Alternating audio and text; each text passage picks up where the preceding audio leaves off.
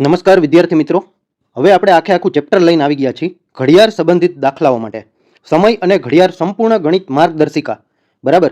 જ્યારે કોઈ પણ ટાઈમ હોય તો કલાક કાંટા અને મિનિટ કાંટા વચ્ચે ખૂણો શોધવાનો કીધો હોય ત્યારે હવે કોઈ ઘડિયાળનું પ્રતિબિંબ અરીસામાં પડતું હોય તો ઘડિયાળમાં શું ટાઈમ હોય અને અરીસામાં શું દેખાય એ, અને કોઈ ઘડિયાળનું પ્રતિબિંબ પાણીમાં પડતું હોય તો ઘડિયાળનો ટાઈમ શું હોય અને પ્રતિબિંબનો ટાઈમ શું હોય, આવા અલગ અલગ ક્વેશ્ચન દરેક કોમ્પિટિટિવ એક્ઝામમાં પૂછાય છે. તો આપણે એને સંપૂર્ણ સોલ્યુશન સાથે આ વિડીયો બતાવી દેવાનો છે. આ એક વિડીયો જોઈ લેશો એટલે ઘડિયાળ રિલેટેડ દરેક પ્રશ્નો તમારા સોલ્વ થઈ જશે. તો ચાલો આપણે દરેક વેરિએશન સ્ટેપ બાય સ્ટેપ શીખીએ. હવે આ પહેલું સ્ટેપ છે. આમાં શું કીધું છે, આ વેરિએશનમાં સમય પરથી ખૂણો શોધતા શીખશું. જ્યારે તમને કોઈ ચોક્કસ સમય આપ્યો હોય અને બંને કાંટા વચ્ચેનો ખૂણો શોધવાનો કીધો હોય ત્યારે એક સિમ્પલ સૂત્ર આ યાદ રાખી લ્યો. એંગલ એટલે કે ખૂણો તો કે 11/2 ગુણ્યા મિનિટ માઇનસ 30 ગુણ્યા કલાક કરી દેવાની, અને 12 મોડ મૂક્યો છે એટલે માઇનસમાં જવાબ આવે તોય પ્લસ સમજવાનો. એટલે 11/2 ગુણ્યા મિનિટ માઇનસ 30 ગુણ્યા કલાક. બસ આ એક સૂત્ર સિમ્પલ યાદ રાખો. આમાં એમ મિનિટ છે ને એ જ કલાક છે. હવે આપણે એનો એક દાખલો શીખીએ. 4 વાગ્યા અને 20 મિનિટે બંને કાંટા વચ્ચે કેટલાનો ખૂણો હશે? બરાબર. તો 4 કલાક છે અને મિનિટ 20 છે, એને આ સૂત્રમાં મૂકી દેશું જે આપણે ઉપર શીખા. એટલે 11/2 અને મિનિટ કેટલી હતી તો કે 20, એટલે ગુણ્યા આવી જશે 20 માઇનસ 30 ગુણ્યા કલાક, અને કલાક કેટલી હતી 4, એટલે કે 30 ગુણ્યા કલાક એટલે 30 ચોક 100 ને 3 ચોક 12 એટલે 30 ચોક 120 થઈ જશે. જે અહીંયા આપણને દેખાય છે 11/2 ગુણ્યા મિનિટ એટલે 20 મિનિટ અને 30 ગુણ્યા કલાક એટલે 30 ગુણ્યા 4. હવે 2 દાન 20 થઈ જશે અને 11 દાન 110 થઈ જશે, માઇનસ 30 ચોક 120 થઈ જશે. હવે 110 માંથી 120 જાય એટલે માઇનસ 10 આવે, પણ આપણે જવાબ પ્લસ સમજવાનો એટલે જવાબ આવશે 10 ડિગ્રી. એનો સિમ્પલ મતલબ એમ થયો કે 4 વાગે અને 20 મિનિટે બે કાંટા વચ્ચેનો ખૂણો 10 ડિગ્રીનો બનશે. એટલે કોઈ પણ સમય આપ્યો હોય, 4 વાગ્યા અને 20 મિનિટ આપી હતી અને એની જગ્યાએ 3 વાગી અને માની લ્યો કે 40 મિનિટ આપેલી હોય તો આ સૂત્રમાં 3 કલાક અહીંયા મૂકી દેવાની, 40 મિનિટ અહીંયા મૂકી દેવાની, સાદું રૂપ આપી દેવાનું એટલે તરત જવાબ આવી જશે. એટલે તમારે કોઈ પણ ગમે એટલા વાગ્યા હોય, ગમે એટલી કલાક હોય, ગમે એટલી મિનિટ હોય, એક વસ્તુ યાદ રાખવાનું, એ છે આ સૂત્ર. બરાબર. ખૂણો બરાબર 11/2 ગુણ્યા મિનિટ માઇનસ 30 ગુણ્યા કલાક. આ એક સૂત્રથી દરેક દાખલા સોલ્વ થઈ જશે. તો મિત્રો હવે આપણે આગળનું વેરિએશન જોઈશું. અરીસામાં પ્રતિબિંબ પડતું હોય, જો ઘડિયાળમાં અમુક સમય થયો હોય તો અરીસામાં કેટલો દેખાય? હવે માની લ્યો આવું કોઈ પણ દાખલો પૂછે તો સિમ્પલ વસ્તુ યાદ રાખો કે 11:60 એટલે કે 11 કલાક. બરાબર. આ 11 કલાક અને 60 મિનિટ. બરાબર. જે સમય આપ્યો હોય એનું અરીસામાં પ્રતિબિંબ પૂછે તો 11 કલાક અને 60 મિનિટમાંથી બાદ કરી દેવાનો રહેશે. હવે એક દાખલો જોઈ લઈએ આપણે. ઘડિયાળમાં 8 વાગી અને 25 મિનિટ થયા છે તો અરીસામાં કેટલો સમય થશે? હવે આપણે પહેલા જ નક્કી કરી લીધું કે 11:60 માંથી બાદ કરો એટલે અરીસાનું પ્રતિબિંબ મળી જશે. આ થઈ ગયા 11 અને 60. બરાબર. એમાંથી જે દાખલામાં રકમ આપેલી હોય એ બાદ કરી દેવાની એટલે 8 કલાક 25 મિનિટ. બરાબર. હવે 60 માંથી 25 જાય તો આવશે 35 અને 11 માંથી 8 જાય તો આવશે 3. એટલે આપણો સિમ્પલ આન્સર શું આવી ગયો? 3 કલાક અને 35 મિનિટ દેખાય. હવે 8 અને 25 ઘડિયાળમાં વાગ્યા હતા, પણ અરીસામાં એનું પ્રતિબિંબ દેખાય છે, એમાં 3 અને 35 જવાબ આવશે. પણ હવે માની લ્યો કે અહીંયા આ જે મિનિટ રહી, બરાબર, અથવા તો કલાક રહી, આ કલાક છે એ 8 કલાક હતી તો 11 માંથી બાદ થઈ ગઈ, પણ આ જે 8 કલાક છે એ 11 કરતા મોટી હોત તો સિમ્પલ વસ્તુ છે, એટલું યાદ રાખવાનું કે સમય 12 થી મોટો હોય તો માની લ્યો કે 12 ને 10 નું પૂછે તો 23:60 માંથી બાદ કરી દેવાના. 12 થી નાનો હોય તો 12 માંથી બાદ કરવાના, એટલે કે 11 કલાક 60 મિનિટ, એકચ્યુઅલમાં 12 કલાક જ થઈ. અને 12 થી મોટો હોય તો 24 કલાકમાંથી બાદ કરવાના, એટલે કે 23 કલાક અને 60 મિનિટ એ 24 કલાક જ થઈ. એટલે હવે સિમ્પલ વસ્તુ યાદ રાખો, જ્યારે અરીસામાં પ્રતિબિંબ પૂછે ત્યારે જો 12 કરતા નાનો હોય તો 11:60 માંથી બાદ કરવાના, અને સમય 12 કરતા મોટો હોય તો 23:60 માંથી બાદ કરી દેવાના, એટલે તમારો સીધો આન્સર આવી જશે, અરીસાનું પ્રતિબિંબ મળી જશે. હવે આપણે આગળનું વેરિએશન શીખશું કે કોઈ પણ ઘડિયાળનું પાણીમાં પ્રતિબિંબ પડે છે તો આનો સિમ્પલ નિયમ યાદ રાખો કે આપેલ સમયને 18:30, બરાબર, 18 કલાક 30 મિનિટમાંથી બાદ કરો, અથવા તો 17:90. એકચ્યુઅલમાં આ બે સમય સરખો જ છે. આ 18 માંથી 17 કર્યા એટલે એ 1 કલાકની બધી મિનિટ અહીંયા 30 ને 60 એટલે કે 90 ને આપી દીધી. એટલે સિમ્પલ યાદ રાખો કે જ્યારે પાણીમાં પ્રતિબિંબ પડતું હોય તો આપેલા સમયને 18:30 અથવા તો 17:90 બેમાંથી કોઈ પણ મજા આવે એમાંથી બાદ કરવાનું છે. પણ આવું આપણે શું કામ કીધું એ આપણે એક્ઝામ્પલથી સમજીએ. હવે માની લો ઘડિયાળમાં 9 ને 20 થયા છે તો પાણીમાં પ્રતિબિંબ કેટલું દેખાશે? તો આપણે 18:30 માંથી આ 9 ને 20 જે થયા હતા ઘડિયાળમાં એકચ્યુઅલમાં એ બાદ કરી દેશા, એટલે 30 માંથી 20 જાય તો 10 આવશે અને 18 માંથી 9 જાય તો 9 આવશે, એટલે 9 કલાક અને 10 મિનિટ આ જવાબ આપી જાય. બરાબર. પણ હવે ઘણીવાર એવું કીધું હોય કે માની લ્યો આપણને એમ કીધું કે 10 વાગ્યા હતા, બરાબર, 10 વાગ્યા હતા અને માથે મિનિટ થઈ ગઈ હતી 35, તો આપણે એને 18:30 માંથી બાદ કરવા જાય, આ માની લ્યો 18:30 માંથી બાદ કરી તો 30 માંથી 35 નહીં જાય. એટલે આવો દાખલો આપે ને ત્યારે આપણે 17:90 માંથી બાદ કરવાના. આ 10:35 બરાબર. આ બાદ કરી દેશો એટલે પાણીમાં પ્રતિબિંબ મળી જશે અને બાદે ઇઝીલી થઈ જશે. એટલે હવે સિમ્પલ વસ્તુ આપણે પાણીમાં પ્રતિબિંબ માટે એટલી યાદ રાખશું કે આપેલ સમયને 18:30 માંથી અથવા તો 17:90 માંથી બાદ કરો. બરાબર. તો હવે આપણે નેક્સ્ટ વેરિએશન જોશું. હવે દાખલો ગણતા પહેલા એટલું યાદ રાખો, ઘણીવાર જનરલ નોલેજ એટલે કે સામાન્ય બુદ્ધિથી આપણો દાખલો સોલ્વ થઈ જતો હોય જો તમને આટલી વસ્તુ ખબર હોય.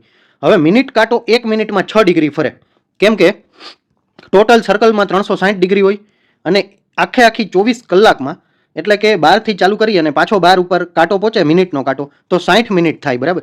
0 કટ છાંયે 36 એટલે 6 જવાબ આવે. એટલે 1 મિનિટ કાંટો છે એ 1 મિનિટમાં 6 ડિગ્રી ફરે. હવે કલાક કાંટો 1 મિનિટમાં 0.5 ડિગ્રી ફરે. 0.5 કેવી રીતે આવે એ પણ સેમ રીતે મળી જશે કે 360 ડિગ્રી છે. બરાબર. અને એને ભાગવાના કોની હારે તો કે 24 સાથે. ટૂંકમાં 0.5 ડિગ્રી ફરે 1 મિનિટમાં. એને પાછું મિનિટમાં કન્વર્ટ કરશો એટલે 0.5 આવી જશે. સિમ્પલ યાદ રાખો, 1 મિનિટમાં મિનિટ કાંટો 6 ડિગ્રી ફરે, કલાક કાંટો 1 મિનિટમાં 0.5 ડિગ્રી ફરે. હવે સાપેક્ષ ગતિ બંને કાંટા વચ્ચે 1 મિનિટમાં એટલે મિનિટ કાંટો જેટલો હિલો અને કલાક કાંટો જેટલો હિલો, આની સાપેક્ષ ગતિનો તફાવત હોય ને 1 મિનિટમાં 5.5 ડિગ્રી ફરે. બરાબર. સિમ્પલ. મિનિટ કાંટો એકલો 6 ડિગ્રી ફરશે 1 મિનિટમાં, કલાક કાંટો 0.5 અને સાપેક્ષ ગતિ થશે 5.5 ડિગ્રીની. બરાબર. હવે આપણે નેક્સ્ટ, કાંટાઓ એકબીજાના ભેગા હોય એટલે કે બે કાંટાઓ એકબીજાની ઉપર હોય એટલે કે ઓવરલેપ કરતા હોય, 0 ડિગ્રી બનાવતા હોય. જ્યારે બંને કાંટા એક જ દિશામાં હોય, 3 થી 4 વાગ્યા વચ્ચે કાંટા ક્યારે ભેગા થશે એમ પૂછ્યું છે. તો હવે મિનિટ શોધવા માટેનો આંકડો સિમ્પલ છે કે જે પેલો આંકડો હોય નંબર 3 થી 4 વચ્ચે એટલે 3 ને લઈ લેવાના અહીંયા. બરાબર. 3 ગુણ્યા 60/11. આ એક સૂત્ર યાદ રાખી લેજો તમે. 60/11 એટલે મિનિટ મળી જશે. હવે આનું સાદું રૂપ આપશો એટલે શું આવી જશે તો કે આ રીતનું કંઈક આવશે અપૂર્ણાંકમાં. 16 મિનિટ આખી અને ઉપર થોડી ઘણી મિનિટ છે એટલું યાદ રાખો. બરાબર.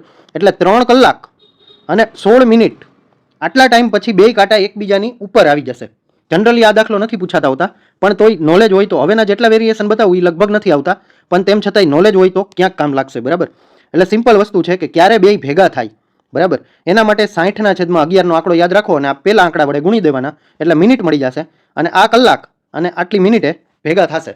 હવે આપણે નેક્સ્ટ વેરિએશન જોશું કે કાંટાઓ પરસ્પર વિરુદ્ધ દિશામાં એટલે કે 180 ડિગ્રી, એક આ બાજુ અને એક આ બાજુ, આ રીતની ડિગ્રી ક્યારે બનાવશે. બરાબર. તો હવે એના માટે યાદ રાખો કે જો સમય 6 થી મોટો હોય તો h-6 લેવાનું અને 6 થી નાનો હોય તો h+6 લેવાનું. બરાબર. હવે દાખલો ગણીએ એટલે આપણને વધારે આઈડિયા આવશે. 60/11 તો આપણે યાદ રાખી જ લીધું છે. બરાબર. એ દરેક જગ્યાએ આવશે, યુનિવર્સલ છે. હવે અહીંયા દાખલામાં એમ પૂછ્યું છે કે 8 થી 9 ની વચ્ચે કાંટા ક્યારે 180 નો ખૂણો બનાવશે. હવે 8 થી 9 વચ્ચે એટલે આજે 8 છે ને એ શું છે, 6 થી મોટો છે તો h-6 લેવાનું. હવે અહીંયા 4 હોત તો h+6 એટલે કે 4 + 6 લેત, પણ અહીંયા 8 માંથી 6 બાદ કરવાના કેમ કે 6 થી મોટો હોય ત્યારે h-6, નાનો હોય તો h+6. હવે 8 માંથી 6 જાય તો 2 આવશે, સાદું રૂપ આપશું એટલે આ મિનિટ આવી જશે. કલાક તો આ હતી જ 8 થી 9 વચ્ચે એટલે 8 કલાક અને આ 10 મિનિટ પ્લસ થોડી ઘણી મિનિટ છે ત્યારે બે કાંટા બરાબર વિરુદ્ધ આવી જશે. બરાબર. પહેલા શું હતું, આ પહેલા જ આંકડા વડે ગુણી દેતા હતા, એકબીજાની ઉપર ઓવરલેપ એટલે 0 ડિગ્રીનો થાય ત્યારે. હવે આમાં કીધું કે 180 ડિગ્રીનો ખૂણો, તો આ 60/11 તો એમને છે, પણ h-6 અથવા h+6 યાદ રાખવાનું. બરાબર. હવે તો કે કાંટાઓ કાટખૂણો કેટલી વાર બનાવશે. 1 કલાકમાં કાંટા 2 વાર કાટખૂણો બનાવે. આ 60/11 તો એમને જ રહેશે. 180 માં h-6 અથવા h+6 હતું તો ખૂણો અડધો થઈ ગયો, 90 નો કાટખૂણો. તો આપણે 6 ની બદલે 3 લેશું, h+3 અથવા તો h-3. બરાબર. હવે 4 થી 5 ની વચ્ચે કાંટા ક્યારે 90 ડિગ્રીનો ખૂણો બનાવશે.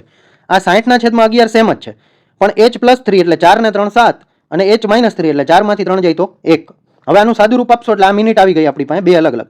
આ 38 મિનિટ ઉપર થોડી ઘણી મિનિટ, 5 મિનિટ ઉપર થોડી ઘણી મિનિટ. બરાબર. એટલે કે 4 કલાક અને 38 મિનિટે કાટખૂણો બનશે અને 4 કલાક અને 5 મિનિટે કાટખૂણો બનશે. તો આટલી વસ્તુ સિમ્પલ યાદ રાખવાની છે એટલે ઘડિયાળના ટોટલ પ્રશ્નોના જવાબ તમે આસાનીથી આપી શકશો. હવે આપણે નોર્મલી જનરલ ક્વિક રિવિઝન કરી લેશું જેથી કરીને તમારું એક પણ કન્ફ્યુઝન ન રહે, બધું કન્ફ્યુઝન દૂર થઈ જશે. હવે સિમ્પલી માની લ્યો કે કોઈ પણ ટાઈમ આપી દીધો 4:20, તો આ સૂત્રમાં મૂકી દો 4 કલાક અને 20 મિનિટ, સાદું રૂપ આપો એટલે તમને સીધો ખૂણો મળી જશે 11/2 × m-30h. બરાબર. અહીંયા કલાક મૂકો, અહીંયા મિનિટ મૂકો અને દુનિયાની ગમે એ ટાઈમ આપી દે, આ સૂત્રમાં મૂકો એટલે તમને એની વચ્ચેનો ખૂણો મળી જશે. સિમ્પલ સોલ્વ થઈ ગયું. હવે બીજું વેરિએશન હતું કે અરીસામાં પ્રતિબિંબ. અરીસામાં હોય તો 11:60 માંથી બાદ કરો અથવા તો 12 થી મોટો ટાઈમ હોય તો 23:60 માંથી બાદ કરો એટલે પૂરું થઈ ગયું, તમારું અરીસામાં પ્રતિબિંબ મળી જશે.